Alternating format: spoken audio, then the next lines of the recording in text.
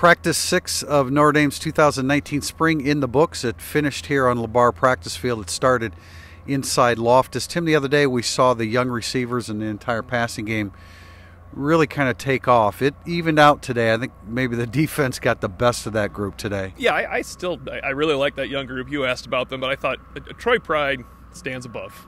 And I thought the linebackers, no matter who they were rotating, but they were rotating a lot in. I thought the edges, it was Jeremiah Owusu-Koramoah quite a bit in coverage today, playing rover. He was the first string rover. Shane Simon worked at some buck.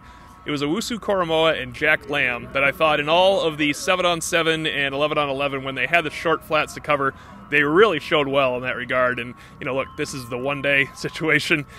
Those two stood out for me, and then I thought notable that Asmar Bilal was fully at Mike today. I never saw him move off that spot. Right. A couple players missing from the offensive side. Chris Fink, who's in an accelerated program for his MBA, is taking care of business today. Liam Eichenberg also with academic responsibilities today. That meant that Aaron Banks moved over to left tackle, Josh Lugg at left guard.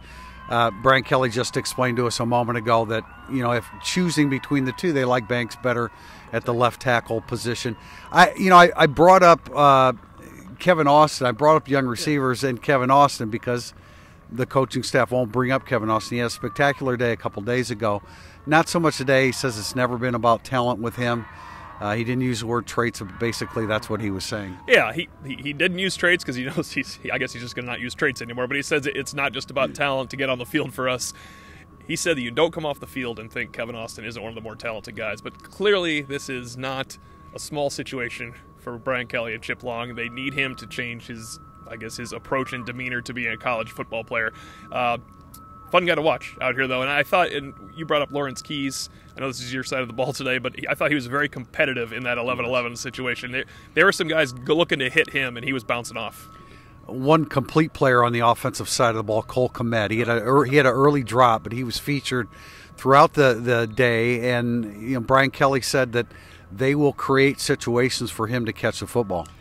He's a force out there. He plucks the ball so easily. When we were walking over here, I looked up and it was ones versus ones, and Ian Book was dropping in passes to Cole Kmet. Gorgeous throws, and then a couple that weren't, Cole Kmet just goes up and gets. And I thought Brian Kelly saying, yeah, we are going to create situations that we did not do last year for tight ends for Cole Kmet.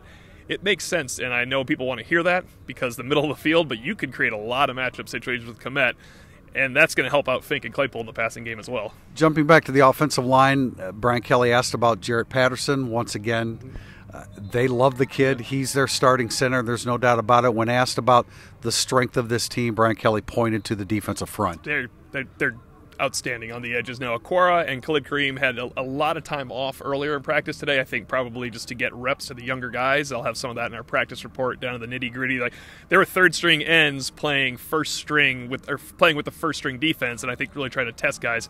But you can just see when Aquara and Kareem are in the 11-11 when they assert themselves, they're difficult to block. Now Eichenberg wasn't out there today, so Aquara really had a good day when he asserted himself in pass rush situations. But the strength of this defense, he actually said defensive line is the strength of defense. I would definitely concur defensive end, but that's great to hear because he mentioned Heinisch and Tagovailoa having a really good spring so far. Spring practice number 6 is in the books. The next one will be Tuesday. We will have full access to that, and we'll also have a podcast on Monday.